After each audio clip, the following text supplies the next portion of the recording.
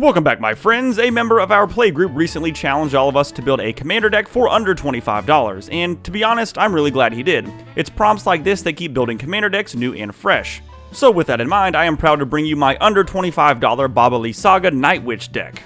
Now, first and foremost, you can cast this commander for 1 a black and a green. She is a 3/3 human warlock. Her ability is that we can tap her and sacrifice up to 3 permanents. If there were 3 or more card types among those sacrificed permanents, each opponent loses 3 life, we gain 3 life, and draw 3 cards. Now, since our commander wants to be sacrificing permanents, let's check out some creatures that want to be sacrificed to gain us some value. The Mirror Sire and Nuzumi Linebreaker will both create us a creature token whenever they die, while Direfleet Hoarder and Gleaming Barrier will each get us a treasure.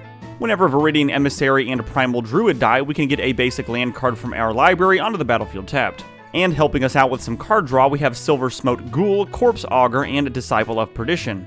Whenever the Gurgling Anointer dies, we can return another target creature card with a mana value less than or equal to its power from the graveyard to the battlefield. And 2 pretty important cards in my opinion, we have World Shaper and Aftermath Analyst. We can pay 3 and a green and sacrifice the Analyst to return all land cards from our graveyard to the battlefield, and World Shaper will do the same thing when it dies. I feel like this is pretty important because then we can sacrifice those lands to our commander's ability to gain some value, and then we can sacrifice one of these guys to get them right back.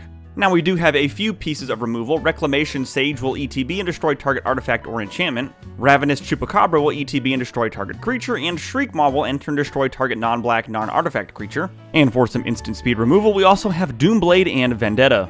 Now, since we are sacrificing permanents, I feel like it's important to create some tokens that we can use as an expendable resource. Now for our token generators, we have Trail of Crumbs, Savvy Hunter, Rapacious Guest, Kirith Ungol Patrol, Oath of the Grey Host, and Voracious Fellbeast, Many Partings, Fey Offering and the Underworld Cookbook, Killer Service, Uvenwald Mysteries, Scream Puff, Knight of the Sweet's Revenge, and Return from the Wilds. Now I feel like an important part of any deck that wants you to sacrifice your stuff, you need to have a way to get them back.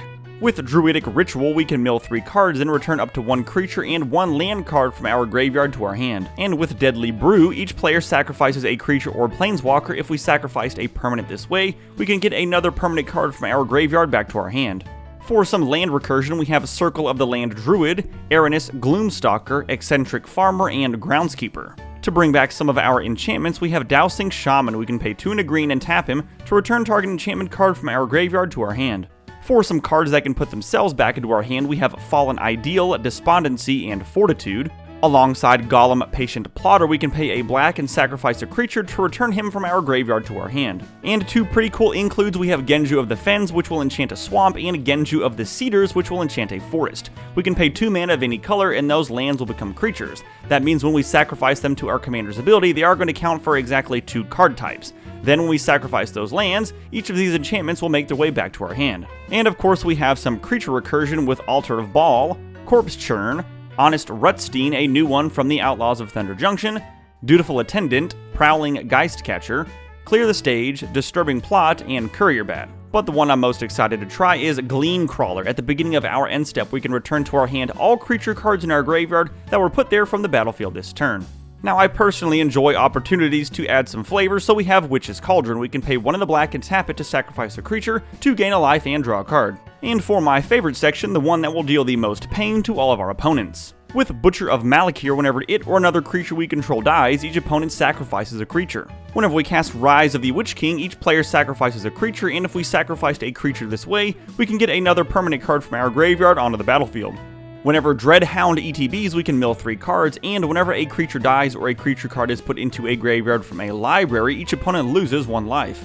With Invoke Despair, target opponent sacrifices a creature. If they can't, they lose 2 life and we draw a card. Then they repeat this process for an enchantment and a planeswalker. Bastion of Remembrance will enter and get a 1/1 white human soldier creature token, and whenever a creature we control dies, each opponent loses a life and we gain 1. One of my personal favorites is Rankle, Master of Pranks. He is a 3/3 with Flying and Haste. Whenever he deals combat damage to a player, we choose any number. Each player discards a card, each player loses a life and draws a card, or each player sacrifices a creature. We also have Savra, Queen of the Golgari. Whenever we sacrifice a black creature, we can pay 2 life. If we do, each other player sacrifices a creature, and whenever we sacrifice a green creature, we may gain 2 life.